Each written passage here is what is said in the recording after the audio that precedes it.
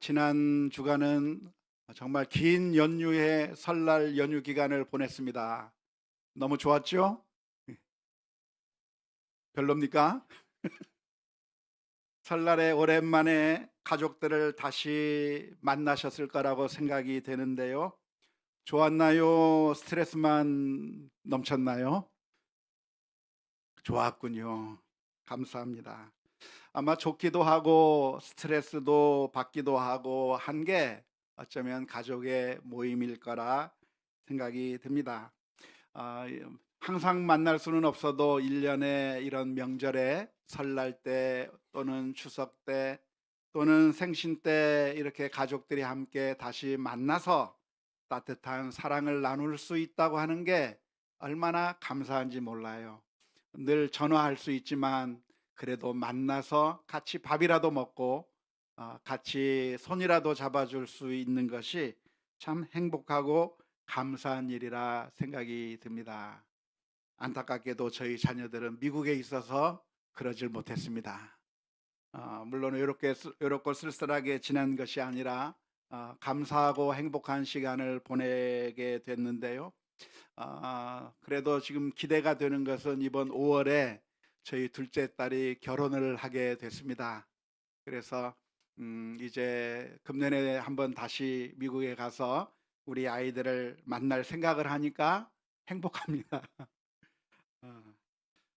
참 이렇게 가족들이 만나는 게 너무나도 행복한 일이라고 생각이 드는데요.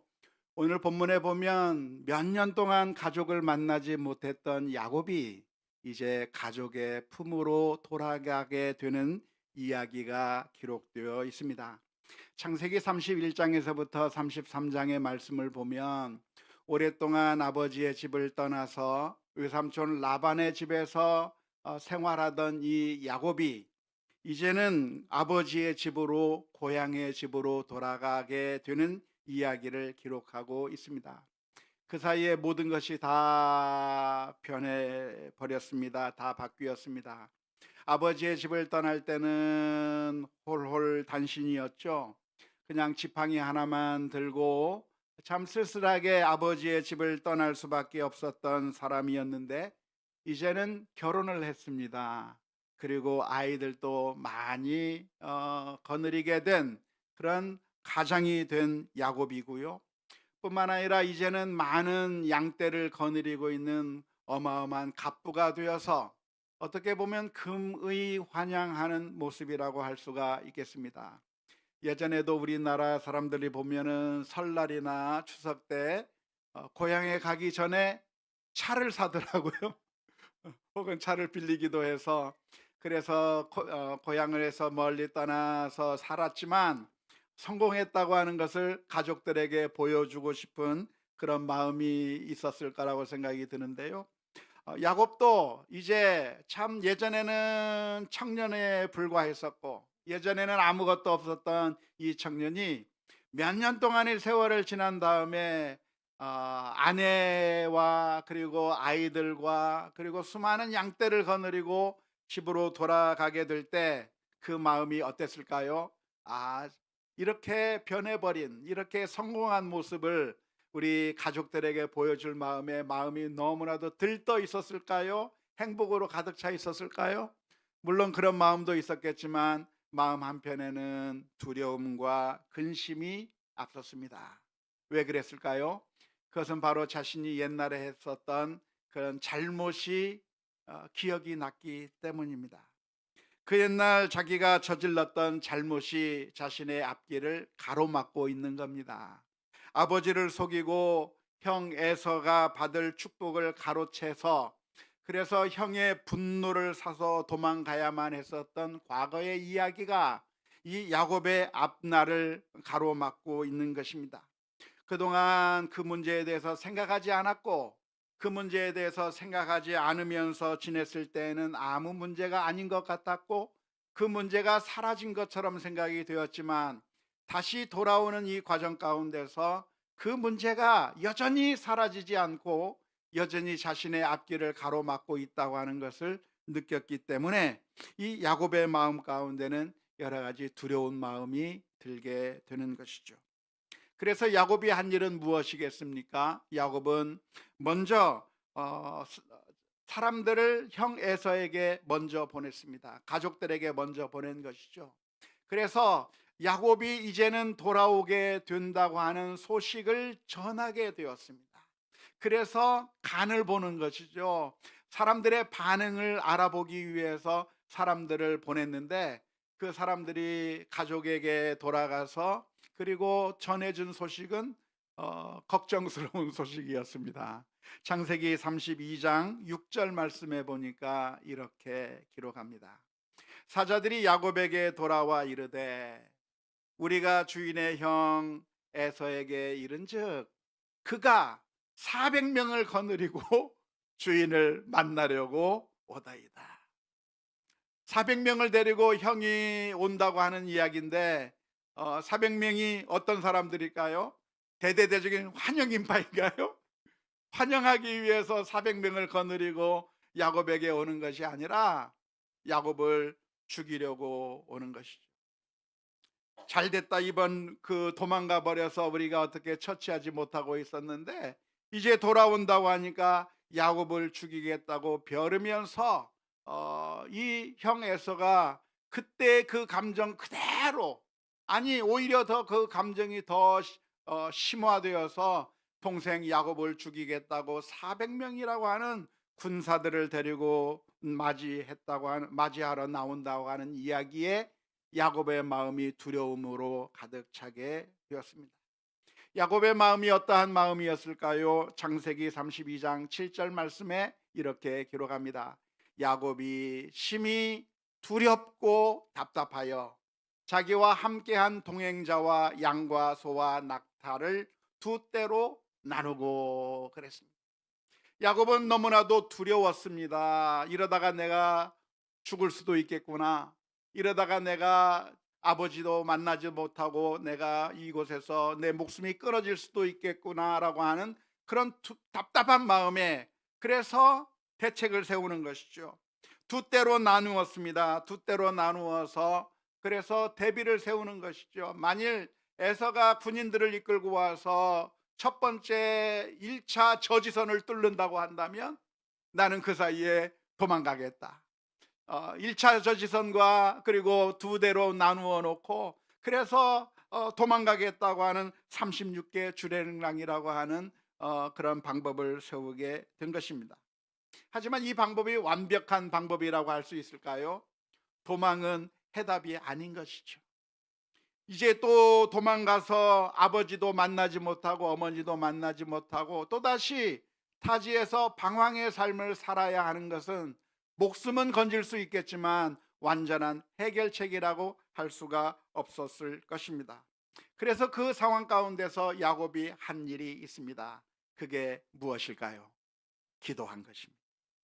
오늘 읽은 본문의 말씀은 무엇이냐면 그 순간에 야곱은 하나님 앞에 기도하며 엎드렸습니다. 하나님을 부른 것이죠. 하나님을 찾은 것입니다.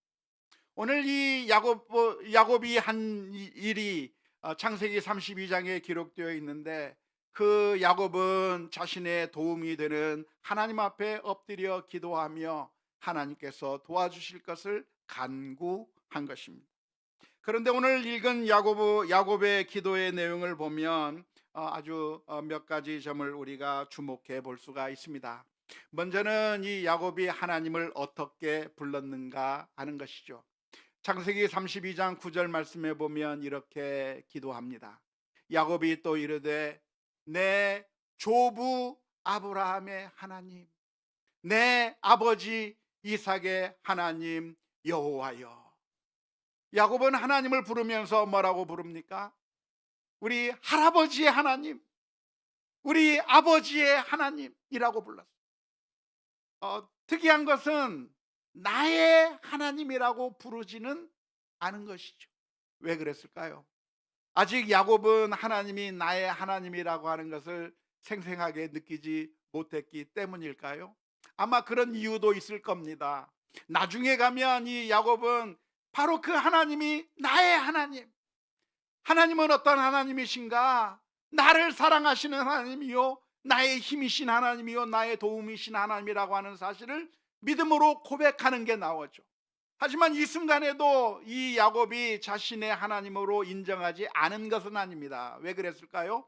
야곱은 지금까지 살아오면서 하나님의 도우심을 늘 느끼면서 살았어요. 언제 느꼈죠? 지난번에 우리가 살펴본 것처럼 야곱이 아버지의 집을 떠나서 길을 갈 때 하나님께서 야곱에게 나타나셔서 놀라운 은혜의 말씀을 해주신 적이 있는 것이죠.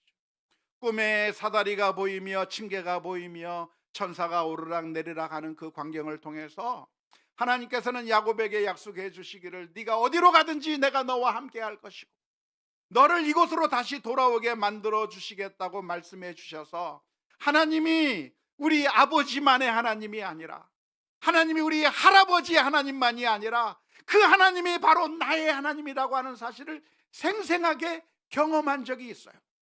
뿐만 아니라 그 야곱이 저 라반 외삼촌이라고 하는 그곳에 가서 살았을 때에도 하나님이 저 가나안 땅에만 계신 하나님이 아니라 내가 있는 바로 그곳에서 나를 도우시는 하나님이라고 하는 사실을 생생하게 경험한 것이죠. 외삼촌 라반이 자기를 속이면서 임금 착취를 하고 있을 때 하나님께서는 야곱의 편에 서서 야곱의 부를 늘려주신 하나님이에요. 뿐만 아니라 야곱이 집에서 나올 때 라반이 화가 나서 죽이려고 달려들었지만 하나님께서 라반에게 나타나셔서 이 야곱을 보호해 주시고 안전하게 떠날 수 있도록 만들어 주신 그 하나님을 체험했기 때문에 이 야곱이라고 하는 사람은 이 하나님이 바로 자신의 하나님이라고 하는 사실을 생생하게 경험을 했습니다. 그럼에도 불구하고 왜 오늘 야곱은 조부 할아버지 아브라함의 하나님, 아버지 이삭의 하나님이라고 부르는 그 이유가 무엇입니까? 그것은 바로 하나님이 영원하신 하나님임을 의미하기 때문에 그렇습니다. 우리 할아버지는 이미 사라지고 없어요. 아브라함은 죽어서 없어요.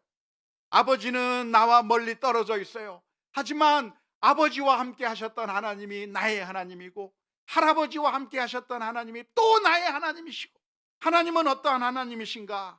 영원토록 어제나 오늘이라 영원토록 변함이 없으신 그 하나님 앞에 기도하며 엎드리고 있는 줄로 믿습니다.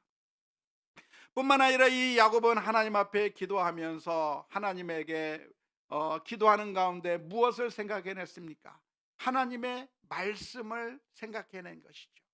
창세기 32장 9절 말씀에 보면 이렇게 기록합니다. 야곱이 또 이르되 내 조부 아브라함의 하나님 내 아버지 이삭의 하나님 여호와여, 주께서 전에 내게 명하시기를 내 고향 내 족속에게로 돌아가라, 내가 내게 은혜를 베풀리라 하셨나이다. 야곱은 하나님께서 자신에게 무슨 말씀을 해주셨는가를 기억하고 그것에 의지해서 기도하는 거예요. 하나님의 말씀에 의지해서 기도하는 것이죠. 창세기 32장 12절의 말씀도 이렇게 기록되어 있습니다. 주께서 말씀하시기를 내가 반드시 내게 은혜를 베풀어 내 시로 바다에 셀 수 없는 모래와 같이 많게 하리라 하셨나이다. 이게 누구의 약속이에요? 하나님의 약속이에요. 하나님의 약속이 어떤 약속입니까? 내 자손이 바다에 모래와 같이 많게 해주겠다고 약속해 주셨는데 그 하나님께서 나를 죽이시겠어요? 살리시겠어요? 살리신다. 에서가 와서 나를 죽이려고 할 때 건져 주시겠어요? 안 건져 주시겠어요? 건져 주시겠다는 거죠. 하나님의 약속을 의지하면서 하나님 앞에 기도하며 나아가는 것이죠. 뿐만 아니라 야곱은 지금까지 하나님께서 어떻게 나에게 해 주셨는가, 하나님은 지금까지 나에게 어떤 하나님이었는가를 기억해냈습니다. 창세기 32장 10절 말씀에 보면 이렇게 기록합니다. 나는 주께서 주의 종에게 베푸신 모든 은총과 모든 진실하심을 조금도 감당할 수 없사오나 내가 내 지팡이만 가지고 이 요단을 건넜더니 지금은 두 때나 이루었나이다. 하나님은 어떤 하나님이신가?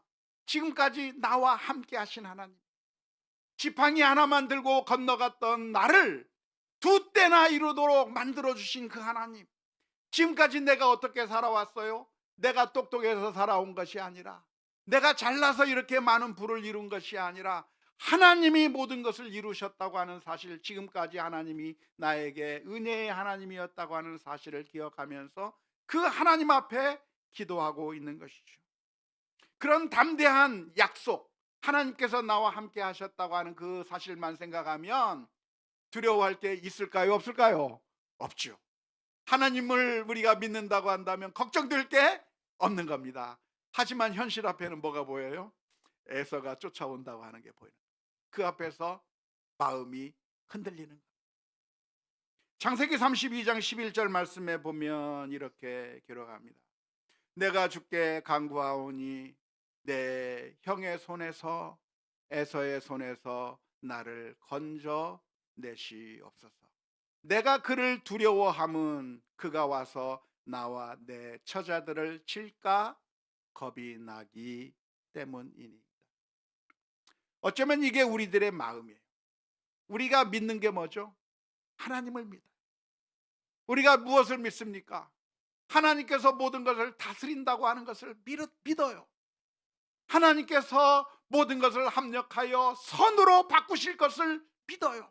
하지만 우리들의 눈앞에 펼쳐지는 것이 무엇이냐면 우리들의 생각과는 정반대로 흘러가는 현상들이 보이는 것이죠. 문제가 보이고 해결되지 않는 것들을 보게 될 때 우리들의 마음 가운데 두려움이 생기는 게 당연한 거예요. 하나님을 믿지만 우리 앞에서 펼쳐지는 일들 때문에 걱정이 되고 근심이 생기고 두려워하는 마음이 들지 않는 게 아니라 당연히 드는 거예요. 마치 베드로가 예수님의 말씀에 따라서 주님, 제가 물 위로 걸어갈 수 있게 해주세요 했을 때, 오라고 했을 때 베드로는 물속에 바다로 뛰어들어서 그 물 위를 걸었지만, 그리고 예수님이 바로 눈앞에 있지만 그런 예수님을 볼 수가 있었고 물 위를 실제로 걸었음에도 불구하고 파도가 치는 그 모습을 보면서 두려운 마음이 들어서 빠져갈 수밖에 없었던 것처럼, 우리 인생이라고 하는 것은 무엇인가? 저도 마찬가지고요. 어려운 일을 닥치게 되면 두려운 마음이 들 수밖에 없는 것이고 근심과 걱정이 생길 수밖에 없는 것이죠. 그래서 야고보는 어떻게 했습니까? 다시 하나님을 바라보면서 나를 에서의 손에서 건져 주옵소서 기도하는 것이, 그게 필요한 것이죠. 그런데 이렇게 야곱이 이 위기의 순간 가운데 하나님 앞에 기도했다고 하는 것이 잘한 일입니다. 이것을 기억할 수 있기를 바랍니다. 왜냐하면 하나님께서 우리의 기도를 들으시고 또한 그 기도에 응답하시는 것인데, 그 하나님이 계심에도 불구하고 안타깝게도 수많은 사람들이 기도하지 않습니다. 하나님께 도움을 요청하지 않는 것이죠. 그것처럼 어리석은 일이 없는 거예요.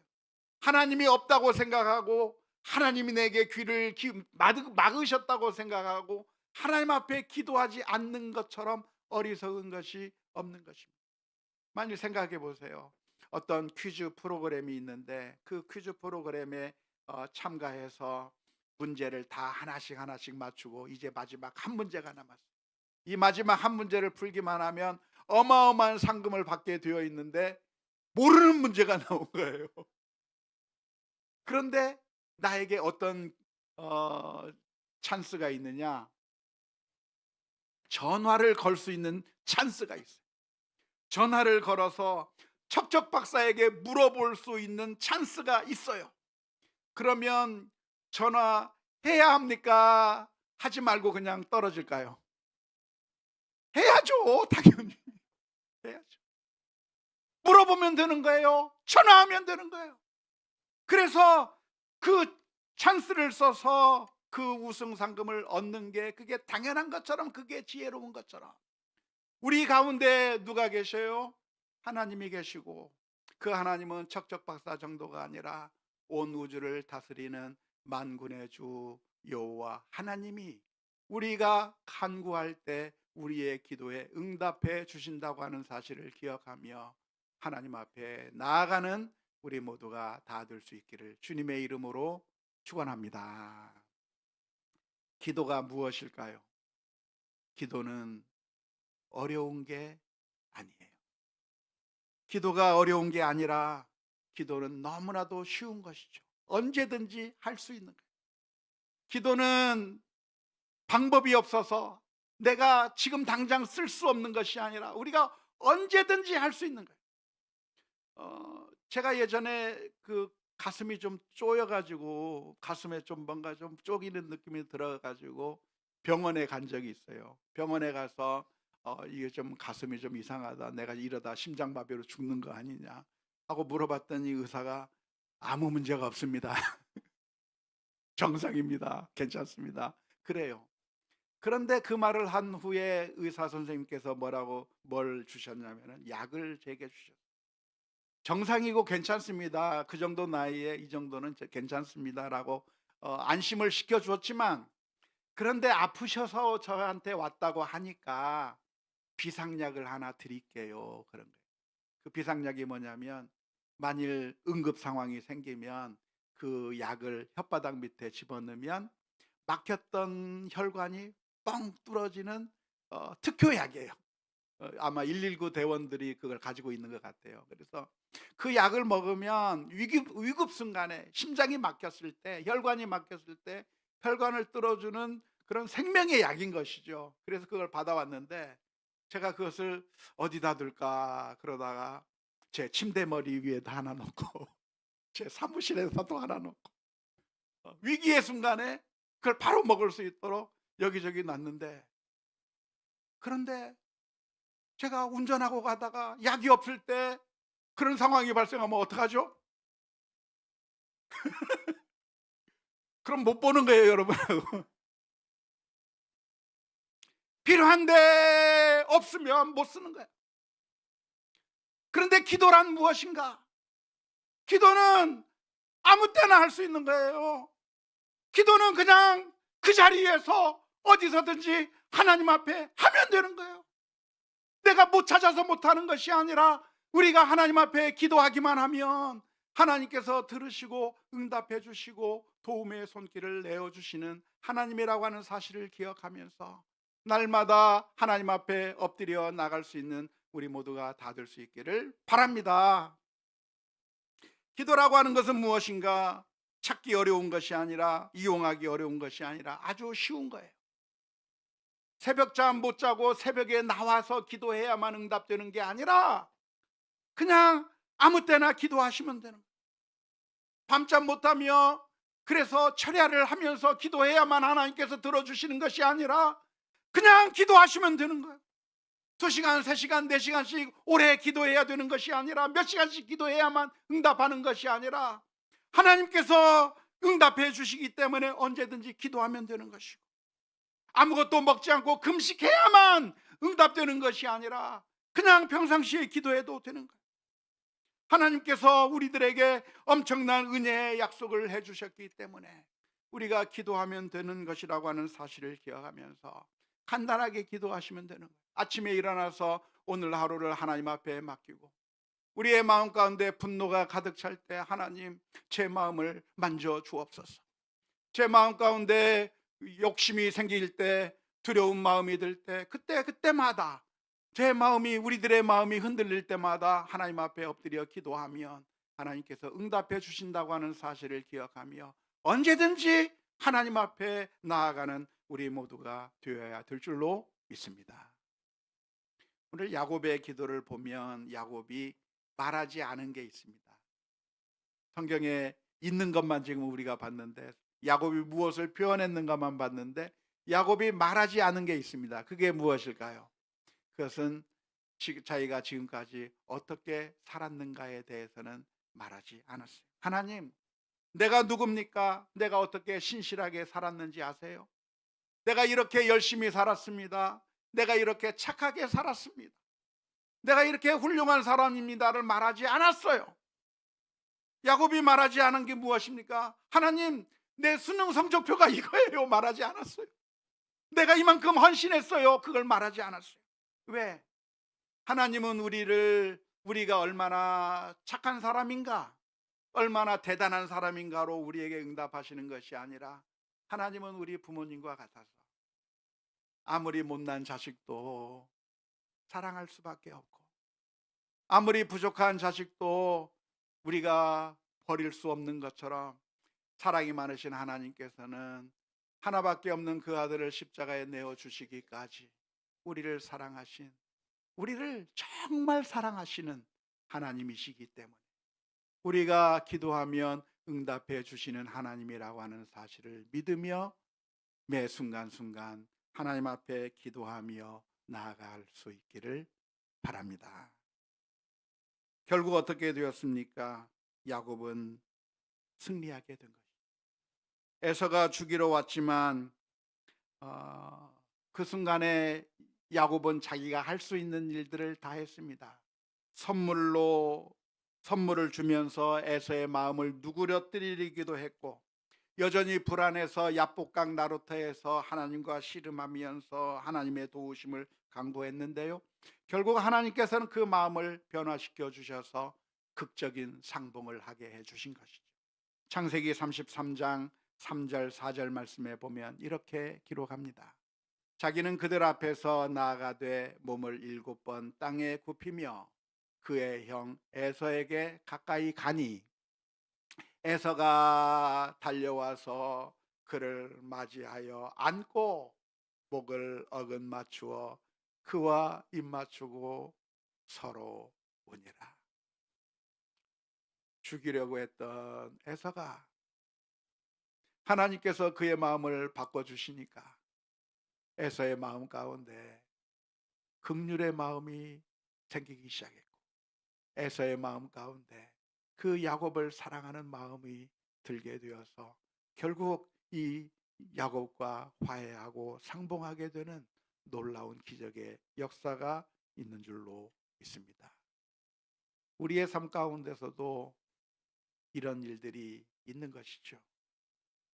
야곱과 같이 위기의 순간들이 있을 것입니다. 우리들의 눈앞에 정말 어려운 일들, 우리의 마음을 두렵게 하고 걱정하게 하는 일들이 있을 것입니다. 그럴 때 우리가 울고만 있을 것이 아니라, 두려워하고만 있을 것이 아니라, 언제나 들으시기 원하시는 하나님 앞에 엎드려 기도하며 하나님께서 정말 나의 하나님이시구나, 정말 나의 주님이시구나 하는 사실을 기도로 경험하며 승리해 나가는 금년 한 해가 되시고 우리들의 삶이 될 수 있기를 주님의 이름으로 축원합니다. 예전에 뉴스에서 봤던 이야기인데요, 119 소방관리 최우수상을 받은 김형근 경기도 소방본부장의 이야기가 있어서 소개를 하고 싶습니다. 이분이 119 상황실에 근무하고 있었는데 새벽 4시에 119로 전화가 왔습니다. 그래서 전화를 받으면서 응답을 한 거죠. 119입니다. 무엇을 도와드릴까요? 그랬더니 아무런 말도 하지 않는 겁니다. 아무런 말도 하지 않고 그냥 툭툭 툭툭 툭툭 이런 소리만 나는 거예요. 무슨 도움이 필요하십니까? 말씀하세요. 말씀 안 하시면 그냥 전화 끊겠습니다 하면서 전화를 끊었어요. 하지만 조금 뒤에 다시 전화가 왔어요. 똑같은 전화번호로 전화가 왔는데 또 말을 하지 않고 툭툭 툭툭 소리만 나는 겁니다. 그래서 이 사람이 느낌이 이상해서 그 전화기에 대고 물었습니다. 지금 119가 필요하신 상황이십니까? 근데 역시 툭툭 툭툭 소리만 나요. 그래서 다시 물었어요. 119가 필요한 상황이시면 한 번만 툭 하시고, 그게 아니라면 2번 울려주세요. 그랬더니 저쪽에서 툭 하고 한 번 치는 소리가 들린 겁니다. 지금 현재 어떤 상황이세요? 몸이 지금 아픈 상황입니까? 맞으면 툭 한 번만 하시고 아니면 2번 치세요. 그랬더니 툭 하고 한 번만 치는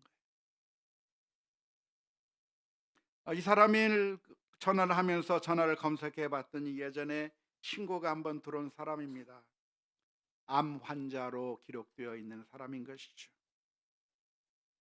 그래서 지금 현재 말을 하지 못하는 상황입니까? 물어보니까 맞으면 한 번만, 아니면 2번 치라고 하니까 한 번 툭 하고 하는 대답이 돌아옵니다. 지금 어디 계세요? 집에 계십니까? 집 밖에 계십니까? 지금 자기 집에 있습니까? 아닙니까? 자기 집에 계시면 한 번만 툭 치세요. 툭 하고 친 거예요. 그래서 119가 출동해서 그 사람을 데리고 병원으로 갔는데요. 알고 보니 그 사람은 어떤 사람이었는가? 60대 남성인데 후두암 수술을 받고 그리고 지금 그